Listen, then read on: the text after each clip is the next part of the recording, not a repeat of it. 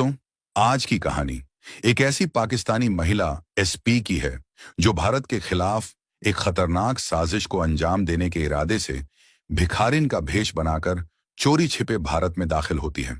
उसका मकसद था भारत से जुड़ी कुछ गुप्त और संवेदनशील जानकारियां इकट्ठा करना। लेकिन कहते हैं ना, जब नीयत गलत हो तो कदम भी लड़खड़ा जाते हैं। फिर एक दिन अचानक एक भारतीय सिपाही को उस पर शक हो जाता है और वह उसे पकड़ लेता है। इसके बाद उस पाकिस्तानी एसपी मैडम के साथ भारतीय सिपाही महीनों तक ऐसे ऐसे काम करता है कि वह पाकिस्तानी महिला किसी को कुछ बता भी नहीं सकी। फिर आगे जो कुछ हुआ उसे सुनकर हर भारतीय का सीना गर्व से चौड़ा हो जाएगा। दोस्तों, कहानी शुरू करने से पहले आप सभी से निवेदन है कि अगर आप भी सच्चे देशभक्त हैं तो इस वीडियो को लाइक करें, ज्यादा से ज्यादा लोगों के साथ शेयर करें और कमेंट बॉक्स में जय हिंद जरूर लिखें। तो आइए जानते हैं वो घटना जो शायद आज तक किसी ने आपको नहीं बताई।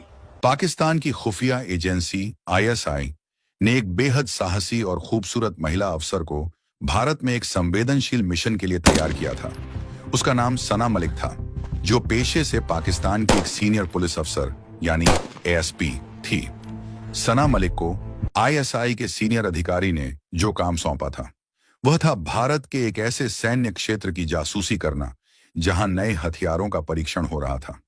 उसे वहां से गुप्त जानकारियां जुटाकर पाकिस्तान पहुंचानी थी।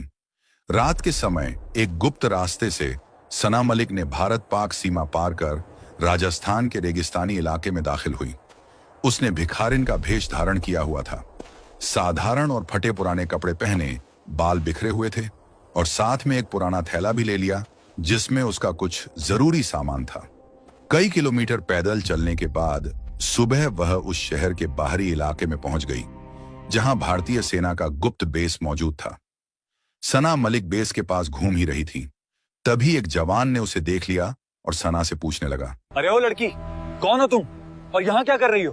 साहब, 2 दिन से कुछ नहीं खाया है, अगर थोड़ा खाना मिल जाता तो। यहाँ कोई घर नहीं है, इधर कुछ नहीं मिलेगा तुझे। ये रिस्ट्रिक्टेड एरिया है, यहाँ आना मना है। यहाँ से थोड़ी दूरी पे एक कॉलोनी है, वहां खाना मिल जाएगा तुझे, चल।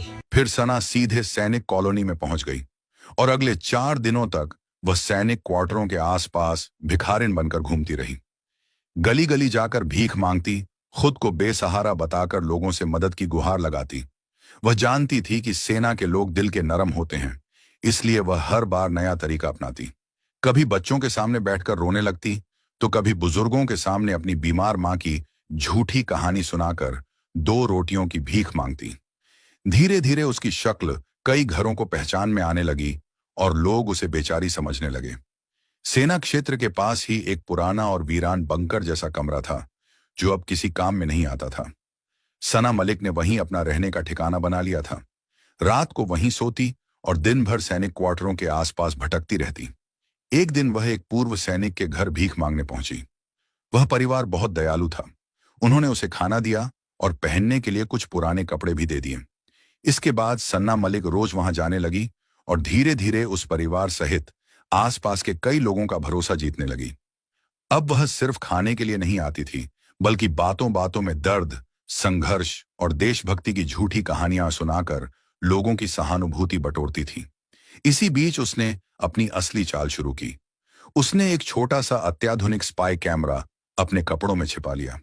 अब वह सैनिक क्वार्टरों के पास घूमते हुए चुपचाप फौजियों की बातचीत रिकॉर्ड करने लगी। कभी आपसी बातें, कभी मीटिंग के बाहर से आती रणनीति की आवाजें, तो कभी हथियारों से जुड़ी जानकारियां। रात के अंधेरे में जब सब सो जाते, वह धीरे से अपने उसी बंकरनुमा कमरे में लौट जाती। उस वीरान बंकरनुमा कमरे में सना मलिक ने एक छोटा सा सैटेलाइट ट्रांसमिशन डिवाइस छिपा रखा था। वहीं से वह अपनी रिकॉर्ड की हुई जानकारियां चुपचाप पाकिस्तान भेजती रहती थी। इतने दिनों तक किसी को उस पर शक तक नहीं हुआ। लेकिन कहते हैं ना, किस्मत के आगे कोई चाल नहीं चलती। पास के ही क्वार्टर में रहने वाला एक जवान भूपेंद्र सिंह, जो बेहद होशियार और अनुशासित सिपाही था, उसकी हरकतों पर गौर करने लगा। उसे बार बार यही सवाल परेशान करता था, इतनी सुंदर और संभली हुई महिला इस हालत में क्यों है? वह सिर्फ फौजियों के क्वार्टरों में ही क्यों जाती है? और सबसे बड़ी बात, वह रात होते ही अचानक कहां गायब हो जाती है? एक दिन भूपेंद्र ने रास्ते में ही सना मलिक को रोक लिया और उसे सवाल किया। तुम देखने में सुंदर और सलीकेदार लगती हो, फिर इस हालत में क्यों हो? तुम कहां से आई हो? नाम बताओ मुझे। मेरी मेरी 1 साल पहले शादी हुई थी, लेकिन मेरे पति की मौत हो गई। मैं अनपढ़ हूँ साहब। उसने यह भी कहा कि वह अनपढ़ है, इसलिए भीख मांगकर अपना गुजारा कर रही है। कुछ देर के लिए भूपेंद्र शांत हो गया, लेकिन उसके मन में शक की एक हल्की सी लकीर खिंच चुकी थी। उसने तय कर लिया कि वह इस महिला पर नजर रखेगा। अब भूपेंद्र अपनी ड्यूटी के साथ साथ चुपचाप उस भिखारिन की गतिविधियों पर ध्यान देने लगा। वह देखता कि वह किस किस घर जाती है, किन लोगों से बात करती है। उसे यह देखकर हैरानी हुई कि वह औरत सिर्फ फौजियों के क्वार्टरों में ही जाती थी। आम नागरिकों से उसका कोई लेना देना नहीं था। भूपेंद्र के मन में लगातार सवाल घूम रहा था। उसका असली ठिकाना क्या है? वह रात को कहां चली जाती है? भूपेंद्र का शक अब धीरे धीरे यकीन में बदलने लगा था। एक रात उसने चुपचाप उसका पीछा करने का फैसला किया। वह दूर से दीवारों के सहारे छिपता हुआ उसके पीछे चलता रहा। सना मलिक उसी पुराने बंकर में अंदर पहुंच गई जहां वह रहा करती थी। भूपेंद्र बंकर के पास एक पेड़ के पीछे छिपकर सना पर नजर रखने लगा। फिर 5 मिनट बाद भूपेंद्र ने बंकर की टूटी खिड़की से अंदर झांका, और जो उसने देखा उसकी सांसें थम गईं। अंदर सना मलिक बिल्कुल अलग रूप में थी। फटे कपड़े नहीं, बल्कि साफ सुथरे कपड़ों में थी। उसके हाथ में एक छोटा इलेक्ट्रॉनिक उपकरण था, जिससे वह लगातार तस्वीरें और रिकॉर्डिंग्स भेज रही थी। सामने खुले नक्शे पड़े थे, जिन पर भारत के कई सैन्य केंद्रों के नाम साफ लिखे थे। तभी वह धीमी आवाज में उर्दू में बात करने लगी। भूपेंद्र समझ गया। वह सैटेलाइट फोन पर पाकिस्तान के किसी अधिकारी से बात कर रही थी। भूपेंद्र का खून खौल उठा। उसने खुद से कहा, तो यह दुश्मन है। लेकिन उसी पल उसने समझदारी से काम लिया। उसने अपने मन में सोचा, अगर वह अभी इसे पकड़ लेगा तो यह पता नहीं चल पाएगा कि इस साजिश की जड़ें कहां तक फैली हैं। वह बिना कोई आवाज किए वहां से अपने क्वार्टर लौट आया, लेकिन उस रात उसकी नींद उड़ चुकी थी। अगली सुबह भूपेंद्र सना एक पेड़ के पीछे एकांत में ले गया। उसने सीधे शब्दों में कहा, अब झूठ मत बोलना, साफ साफ बताओ तुम कौन हो और पाकिस्तान को क्या भेज रही थी? सना मलिक घबरा गई। उसका चेहरा उतर गया।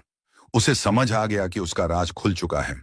कुछ पल चुप रहने के बाद उसने खुद को संभाला और बोली, अगर मैंने सच बता दिया तो क्या तुम मुझे तुरंत पकड़वा दोगे? ये सब तुम्हारे जवाब पे निर्भर करता है। कुछ पल की खामोशी के बाद सना मलिक ने सच स्वीकार किया। मैं पाकिस्तानी अफसर हूँ। मुझे यहाँ एक गुप्त मिशन पे भेजा गया था, लेकिन अब मैं पकड़ी जा चुकी हूँ। तो क्या मैं तुम्हें अभी गिरफ्तार कर दूं?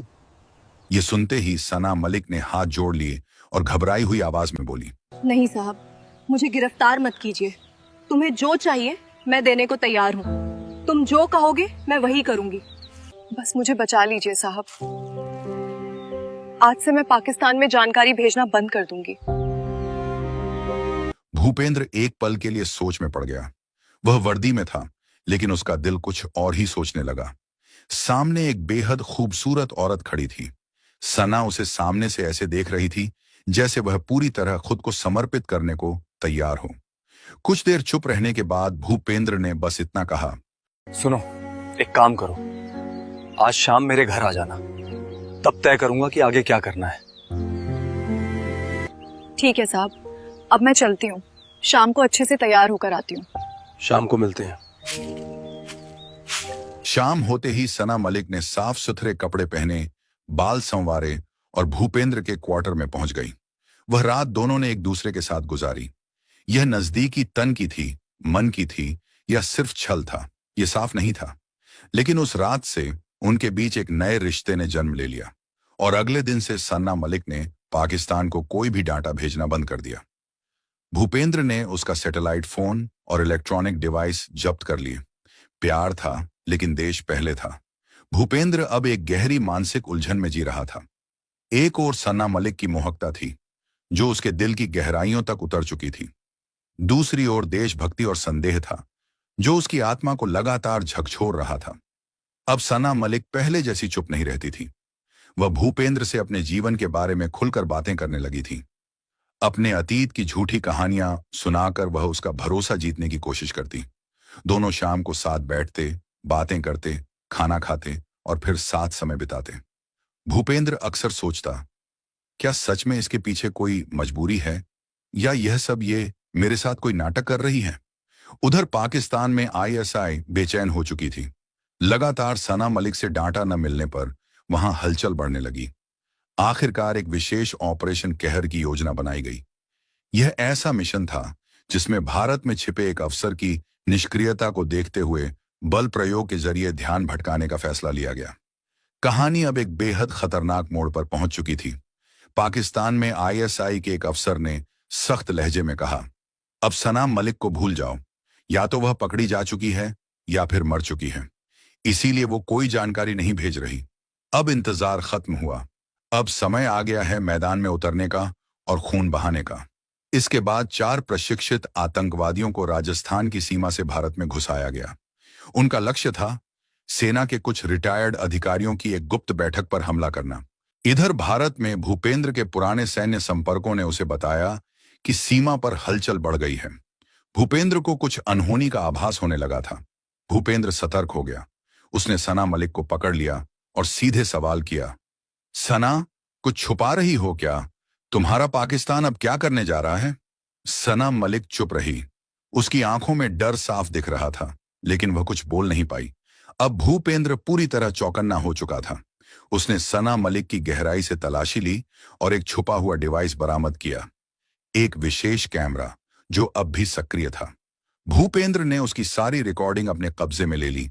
उस रात दोनों के बीच तीखी बहस हुई। भूपेंद्र गुस्से में चिल्लाया, सच बताओ, क्या तुम अब भी पाकिस्तान से जुड़ी हो? वे भारत पर हमला करने वाले हैं, तुमने मुझे क्यों नहीं बताया? सना मलिक फूट फूट कर रोने लगी। मुझे माफ कर दो भूपेंद्र, लेकिन मुझे नहीं पता था कि वे लोग हमला करने वाले हैं। एक पल के लिए भूपेंद्र का दिल पसीज गया, लेकिन अगले ही पल उसकी आंखों में भावना नहीं, एक सैनिक की सख्ती थी। अंततः वह दिन आ गया। आतंकवादियों ने हमला किया। लक्ष्य था सूबेदार हुकुम सिंह का घर, जहां सेना के कुछ अफसर गुप्त बैठक कर रहे थे। लेकिन भारतीय सेना के जवान और राजस्थान पुलिस पहले से पूरी तरह तैयार थी। गोलियों की बौछार हुई, धमाके गूंजे और चारों ओर अफरा तफरी मच गई। भूपेंद्र और उसकी यूनिट ने मोर्चा संभाल लिया। कुछ ही देर में एक एक करके सभी आतंकवादी ढेर कर दिए गए। एक आतंकी के पास से कुछ गुप्त दस्तावेज बरामद हुए, जिन पर सना मलिक के हस्ताक्षर और कोड वर्ड्स साफ दिखाई दे रहे थे। अब किसी तरह का शक बाकी नहीं रहा। सना मलिक का अतीत पूरी तरह सामने आ चुका था। हमले के 2 दिन बाद भूपेंद्र ने सना मलिक को बाहर बुलाया और शांत स्वर में कहा, अब तुम पाकिस्तान जा सकती हो। तुम्हारी सारी जानकारी हमारे पास है। तुमने कुछ समय तक वफादारी दिखाई, इसलिए तुम पर अभी मुकदमा नहीं चलाया जाएगा। लेकिन याद रखना, तुम्हारे खिलाफ सबूत हमारे पास हमेशा रहेंगे। सना मलिक ने हाथ जोड़ लिए और कहा, भूपेंद्र, मैंने जो किया बहुत गलत किया, लेकिन मैंने दिल से तुमसे मोहब्बत की थी। भूपेंद्र हल्का सा मुस्कुराया, लेकिन उसकी आंखें नम थीं। यह मोहब्बत नहीं थी, उसने कहा, यह सिर्फ भ्रम था और मैं भ्रम में नहीं जीता। कुछ दिनों बाद एक गुप्त डिप्लोमेटिक चैनल के जरिए सना मलिक को पाकिस्तान भेज दिया गया। पाकिस्तान पहुंचते ही वह दोबारा आईएसआई से जुड़ गई। 6 महीने बीत चुके थे। इधर भारत में भूपेंद्र सिंह को एक नए गुप्त मिशन पर भेजने की योजना बनाई जा रही थी, ऑपरेशन फतह। यह मिशन पाकिस्तान की सीमा के भीतर घुसकर एक खतरनाक आतंकी नेटवर्क को पूरी तरह खत्म करने के लिए था। लेकिन भूपेंद्र को यह पता नहीं था कि इस मिशन के अंदर एक और परछाई छिपी है, सना मलिक। आईएसआई ने सना मलिक को दोबारा सक्रिय कर दिया था, लेकिन इस बार उसका लक्ष्य सिर्फ भारत नहीं था। इस बार उसका मिशन था भूपेंद्र सिंह की हत्या। कराची में हुई एक गुप्त बैठक में जनरल इकबाल ने उससे कहा, जो तुम्हारे दिल में रह गया है उसे खत्म कर दो, फिर इस खेल से आजाद हो जाओ। सना मलिक ने कोई जवाब नहीं दिया। उसके चेहरे पर अब न भाव थे न गुस्सा। उधर भूपेंद्र पाकिस्तान में घुस चुका था, नया भेष, नई पहचान और सिर्फ 2 साथी के साथ। लक्ष्य था लाहौर के बाहरी इलाके में मौजूद एक फैक्ट्री, जहां हथियार और बम बनाए जा रहे थे और वही हथियार भारत भेजे जा रहे थे। जैसे ही भूपेंद्र फैक्ट्री के अंदर पहुंचा, उसकी नजर एक जाने पहचाने चेहरे पर पड़ी। काले बुर्के में खड़ी सना मलिक। एक पल के लिए उसका दिल कांप गया, लेकिन अगले ही पल वह फिर सैनिक बन गया। उसने अपने साथी से कहा, अब यह सिर्फ एक मिशन नहीं रहा, यह पर्सनल भी हो गया है। भूपेंद्र ने फैक्ट्री पर हमला कर दिया। तेज धमाकों से पूरा इलाका गूंज उठा। आतंकी इधर उधर 10 भागने लगे, लेकिन तभी चारों ओर से गोलियां बरसने लगीं। अचानक भूपेंद्र और उसके साथी को आतंकियों ने घेर लिया था। अचानक सामने से एक औरत आई और 2 गोलियां चलाकर 2 आतंकियों को गिरा दिया। वह सना मलिक थी। भूपेंद्र ने कहा, तुमने मेरी जान क्यों बचाई? सना मलिक की आंखें भर आईं, क्योंकि मेरी आत्मा अब खामोश नहीं रह सकती। मैं तुम्हें मारने नहीं आई थी, मैं खुद को आजाद करने आई थी। भूपेंद्र ने संदेह से पूछा, यह भी कोई चाल तो नहीं? सना मलिक ने चुपचाप अपनी पिस्तौल जमीन पर रख दी और बोली, मुझे तुम्हारे देश से माफी चाहिए, मैं सारी सच्चाई उजागर कर दूंगी, बस मुझे एक मौका दो। भारतीय एजेंसियों ने सना मलिक को हिरासत में ले लिया। उसके बयान इतने विस्फोटक थे कि भारत सरकार को तुरंत संयुक्त राष्ट्र तक फाइल भेजनी पड़ी। उसने आईएसआई के ऑपरेशन कहर, आतंकी फंडिंग और राजनीतिक ब्लैकमेलिंग तक सब कुछ उजागर कर दिया। भारत ने पूरी दुनिया के सामने पाकिस्तान को बेनकाब कर दिया। भूपेंद्र सिंह ने मीडिया से बस एक बात कही, एक गद्दार ने आखिरकार इंसानियत चुनी। हम नफरत से नहीं, सच्चाई से जीतते हैं। सना मलिक को भारत की जेल में रखा गया। उसने जीवन की सारी मोह माया त्याग दी। जेल में वह रोज गीता पढ़ती और अपने कर्मों का प्रायश्चित करती थी। एक दिन भूपेंद्र उससे मिलने जेल आया। सना मलिक ने उसकी आंखों में देखा और कहा, मैंने तुम्हें खोकर अपने आप को पाया, अब चाहती हूं कि मेरी आखिरी सांस इसी मिट्टी में हो। भूपेंद्र ने शांत स्वर में जवाब दिया, देश से गद्दारी की माफी नहीं मिलती, लेकिन आत्मा को शांति जरूर मिल सकती है। 6 वर्ष बीत चुके थे। ऑपरेशन फतह की गूंज अब अंतर्राष्ट्रीय राजनीति के गलियारों से निकलकर इतिहास की किताबों में दर्ज हो चुकी थी। सना मलिक, जो कभी अपने देश के लिए जासूसी करती थी, अब 6 साल की सजा पूरी करने के बाद अच्छे व्यवहार और मानवीय आधार पर रिहा की जा रही थी। यह फैसला भारत सरकार के लिए आसान नहीं था, लेकिन संयुक्त राष्ट्र और अंतर्राष्ट्रीय मानवाधिकार संगठनों के दबाव में यह निर्णय लेना पड़ा। रिहाई के दिन जेल के बाहर कोई मौजूद नहीं था, सिवाय एक के भूपेंद्र सिंह। सना मलिक चुपचाप उसके सामने खड़ी थी, जैसे कुछ कहना चाहती हो, लेकिन शब्द गले में अटक गए। भूपेंद्र ने उसकी ओर देखा और शांत स्वर में कहा, चलो, तुम्हें तुम्हारे वतन की सरहद तक छोड़ देता हूं। गाड़ी चल पड़ी। दोनों के बीच गहरी खामोशी पसरी थी, वह खामोशी जो हर शब्द से भारी होती है। अटारी बॉर्डर तक का सफर लंबा था।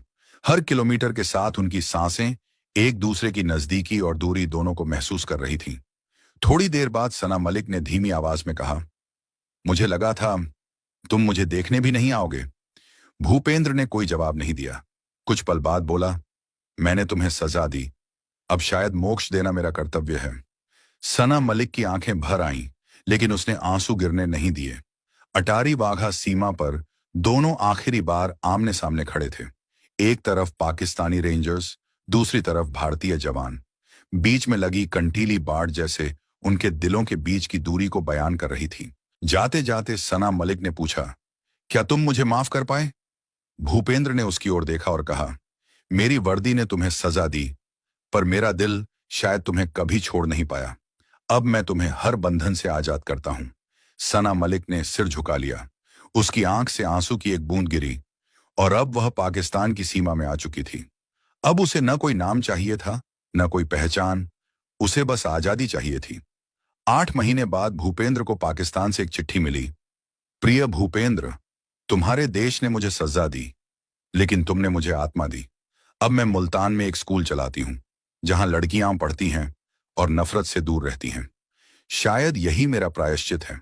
मैं अब तुम्हारी नहीं, लेकिन किसी और की गुलाम भी नहीं। भूपेंद्र ने चिट्ठी को चूमकर अपनी किताब के अंतिम अध्याय में रख दिया। तो दोस्तों, ये कहानी आपको कैसी लगी हमें कमेंट बॉक्स में जरूर बताइए। अगर आपको ये कहानी अच्छी लगी हो तो वीडियो को लाइक करें और इसे ज्यादा से ज्यादा लोगों के साथ शेयर करें।